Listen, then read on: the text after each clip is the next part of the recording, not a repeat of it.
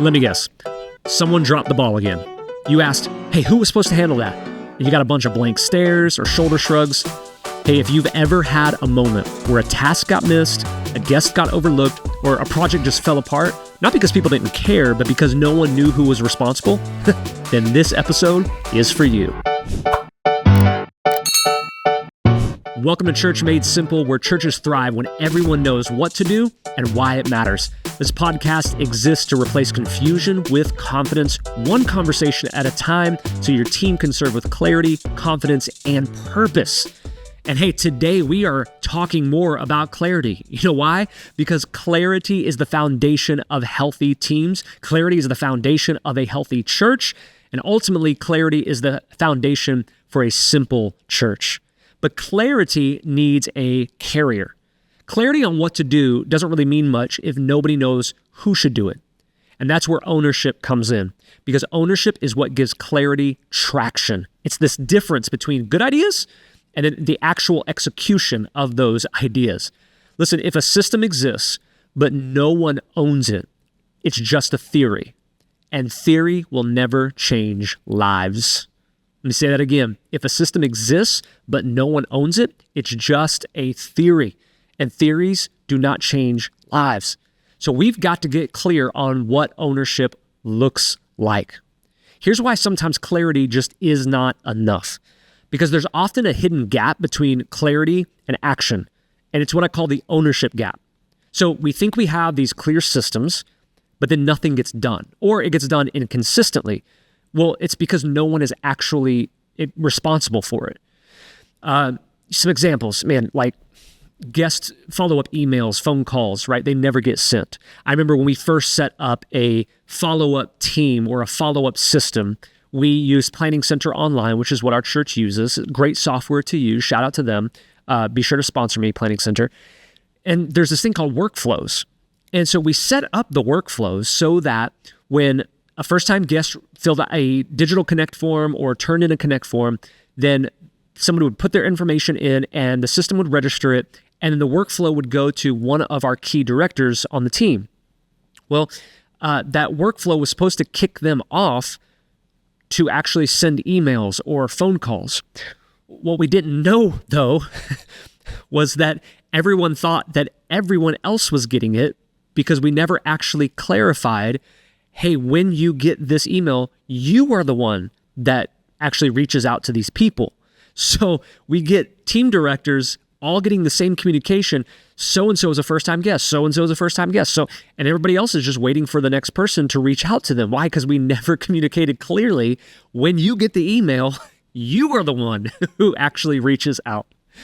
What about, hey, your worship team?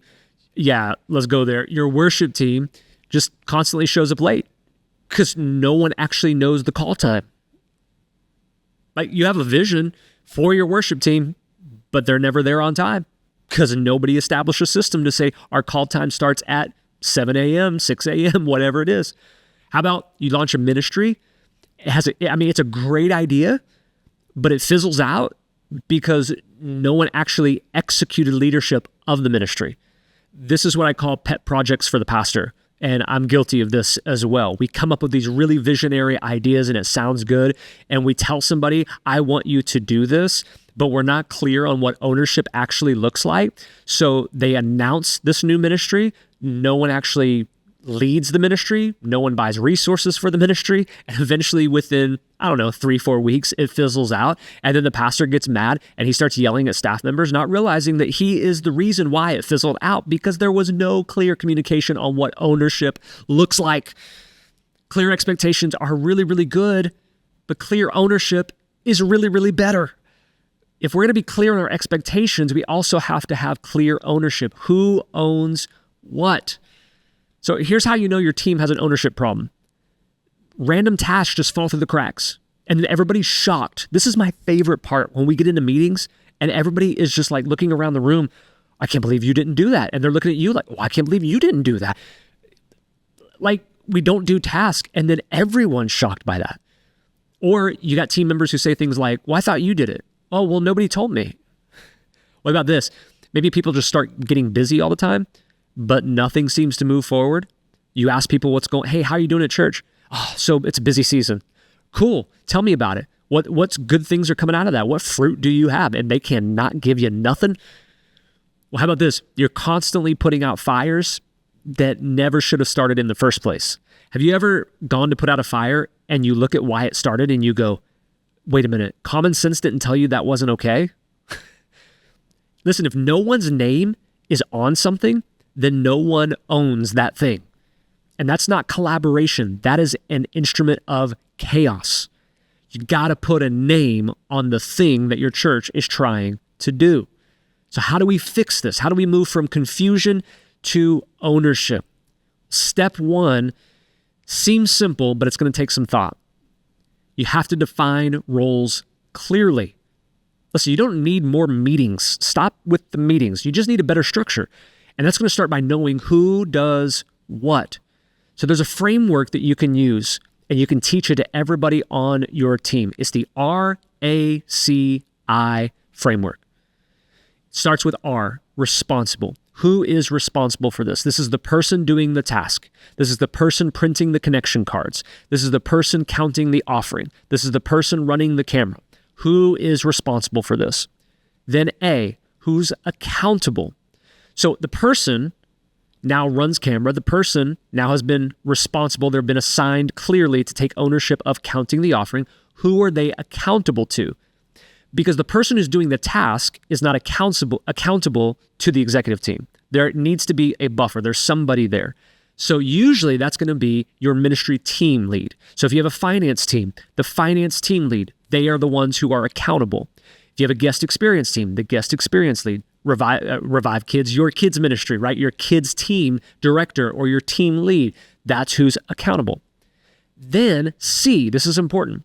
Who is consulted? So now we have somebody who's responsible. We have somebody who they are accountable to. Who's consulted on this task? These are the people who give input before we make a decision. So let's say you have a team member who is responsible for setting up the stage. The pastor has some kind of illustration that they want to use. Well, that's awesome. You have somebody who's responsible, but that person was told by the person they are accountable to, hey, I want you to, throw these things together, build this thing, whatever. And then as they begin to try to practice it, they realize, hey, this is going to take too much time. I have a better way of doing this. Well, the problem is it's 10 minutes before the service. They can't find the person they're accountable to. So who do they go to? Well, let's say they go to the service coordinator or they go to the production director. Hey, I've got a better idea. Can I show you this? Yes. What do you think about this? And that person can just help give some input before a decision is made. Then who's informed? These are the people who are kept in the loop. And these are the people who are not a part of the decision-making process, but they still need to be in the loop. In the description and the example I just gave you, if I'm the pastor and I'm preaching and someone's supposed to set up a sermon illustration for me, but they have an idea to do it a little bit faster, a little bit better, well, they may not know that I actually have a script in my sermon, a timing to keep me accountable so that while they're building it, I'm telling a story or I'm, reading a scripture that points to what they're doing. So I need to be informed of this so that I can give my input and say, no, either that's not going to work or, hey, that's a great idea. Let me change part of my sermon to fit the timing that you have. You see what I'm saying? So I'm not necessarily making a decision, but I do need to be informed about it because if they tell me this has changed, I need to know whether I need to change or I need to veto that. Every task should have one accountable person. That's the one neck to wring when it goes wrong. No, that's the one neck to hug when it goes right. No, you always have to have one accountable person. I use this example. I think I used this in the last video as well. I went to a church to help them with the same meeting, the social media strategy. And I remember asking this question, who is accountable for your social media? And two young ladies raised their hands simultaneously. I mean, the exact same time. And they both look at each other from across the room. And I looked at both of them and I said, I'm going to ask this one more time. Who is accountable for your social media? And they both kept their hands up, looked at each other, laughed and giggled. And I'm not laughing or giggling in the moment. And I said, don't like that. Because if there's two people accountable, who do I go to when something goes wrong? Oh, well, we help each other and we take tasks from each other and we're the visionaries and blah, blah, blah, blah, blah, blah. I said, no. I said, I need to know the one accountable person because two cannot be accountable for this task. Only one person can be accountable for this.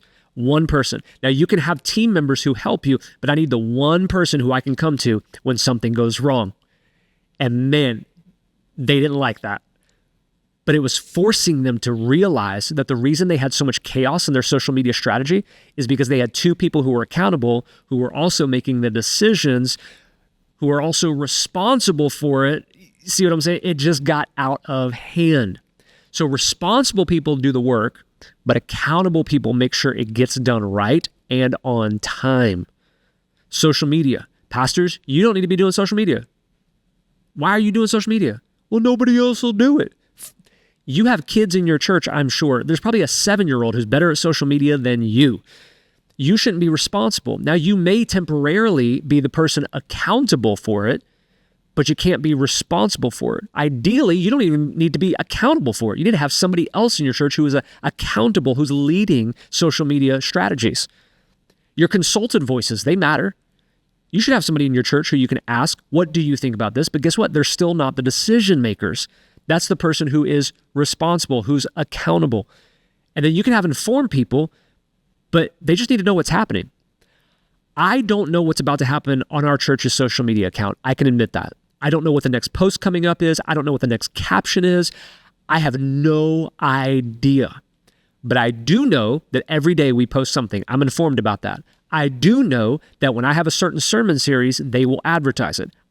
So I'm informed about what's going on, but I don't have to make decisions anymore. I'm not accountable for it anymore. I'm not responsible for it anymore. I can consult because I'm the pastor, but I don't make decisions anymore, and it frees me up to focus on what I need to focus on. The truth is that if there are blurred lines in who is taking ownership for each of those items, the R, the A, the C, and the I, then you're going to have, as we say in the South, too many cooks in the kitchen. You're not going to know who does what, who decides what, or who needs to stay in the loop. So I want you to download this free resource. It's an RACI chart. Use it for your Sunday service planning. Use it for your special events and your conferences. You could use it for your administrative systems. Like use it for your volunteer onboarding. Use it for everything you do. Make sure you have each one of those things filled out. Download it using the link below.